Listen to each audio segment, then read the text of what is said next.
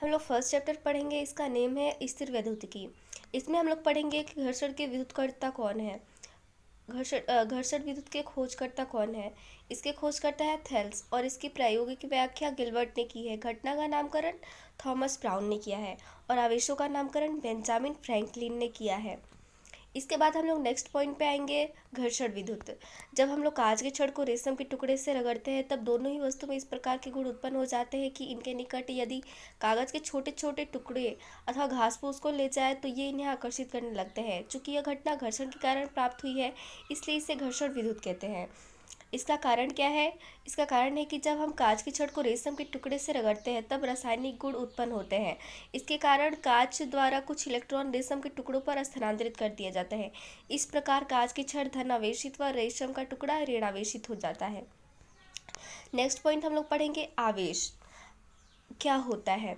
दो वस्तुओं को आपस में रगड़ने पर उनमें इस प्रकार का गुण उत्पन्न हो जाता है कि वह अन्य वस्तुओं को आकर्षित अथवा प्रतिकर्षित करने लगती है। इस गुणधर्म को आवेश तथा वस्तु को आवेशित वस्तु कहते हैं। नेक्स्ट हम लोग जानेंगे आवेशों के गुणधर्म। आवेश दो प्रकार के होते हैं, धनावेश तथा ऋणावेश। आवेश जो होता है वो एक अदिश राशि है। दूसरा पॉइंट हम लोग जानेंगे, समान आवेश एक दूसरे को प्रतिकर्षित जबकि विपरीत आवेश एक दूसरे को आकर्षित करते हैं। जैसे कि धनावेश और धनावेश होते हैं वो एक दूसरे को प्रतिकर्षित करते हैं, एक दूसरे से दूर भागते हैं। लेकिन अगर कोई धनावेश हो और कोई ऋणावेश हो, मतलब कोई पॉजिटिव चार्ज हो कोई नेगेटिव चार्ज हो, तो वो एक दूसरे को अट्रैक्ट करते हैं, मतलब आकर्षित करते हैं। तीसरा है आवेश योज्य नियम का पालन करते हैं। ये हम लोग आगे पढ़ेंगे। आवेश संरक्षण नियम का पालन करते हैं, अर्थात आवेश को ना तो उत्पन्न किया जा सकता है और ना ही नष्ट किया जा सकता है। इससे केवल एक रूप से दूसरे रूप में परिवर्तित कर पाना ही संभव है।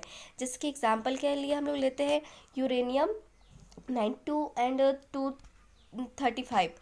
तो इसको हम लोग जब प्रक्रिया होती है तो क्या होता है, ये थोरियम में कन्वर्ट हो जाता है और हीलियम के दो परमाणु निकलते हैं। इसमें हम लोग देखते हैं कि अभिक्रिया के पूर्व आवेश जो होते हैं वो कितने होते हैं, 92, और अभिक्रिया के पश्चात भी आवेश कितने होते हैं, 92। थोरियम का 90 और हीलियम का 2 equal to 92, 90 plus 2 equal to 92।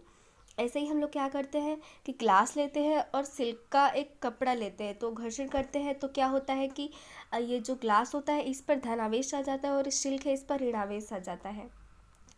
Next point हम लोग पढ़ेंगे, आवेश क्वांटीकृत होते हैं, अर्थात आवेश सतत रूप से प्राप्त नहीं होते हैं। यह आवेश के छोटे छोटे बंडलों अथवा पैकेटों के रूप में पाए जाते हैं। वह किसी वस्तु पर कुल आवेश Q इक्वल टू NE सूत्र से प्राप्त कर सकते हैं। अर्थात किसी वस्तु पर उपस्थित आवेश को यदि लगातार विभाजित किया जाए तब हम पाते हैं कि वह न्यूनतम आवेश जो किसी वस्तु पर संभव है, एक इलेक्ट्रॉन के आवेश मीन्स 1.6 इंटू 10⁻19 कूलाम हो जाता है। इससे और अधिक विभाजित कर पाना संभव नहीं है। अतः किसी वस्तु पर उपस्थित कुल आवेश एक इलेक्ट्रॉन के